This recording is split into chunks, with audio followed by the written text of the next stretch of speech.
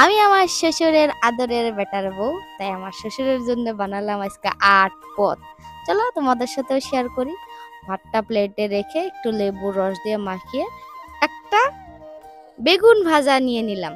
লেবু দিয়ে বেগুন ভাজা দিয়ে জমিয়ে খেয়ে উঠলাম, কি দারুণ স্বাদ রে।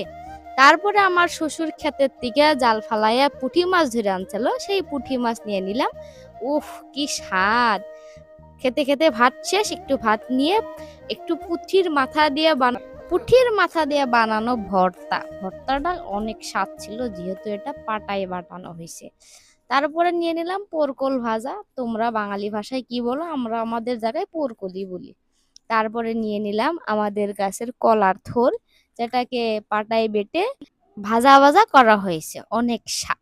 তারপরে নিলাম আসল স্বাদের বস্তু, হালকা করে মাছ দিয়ে, এটা হলো বায়াম মাছ, আর আমার গাছের ভেন্ডি দিয়ে আর গাছের বাইগন তরকারি দিয়ে কষা কষা করে একটা স্বাদের তরকারি তৈরি করছিলাম, যেটা আমার শ্বশুরেরও ফেভারিট, আমি খাওয়ার পরে আমারও ফেভারিট।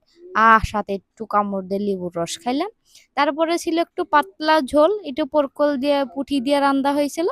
তারপরে ছিল, এটা হলো থোর দিয়া মাছের তরকারি, আমার পেটে আর জায়গা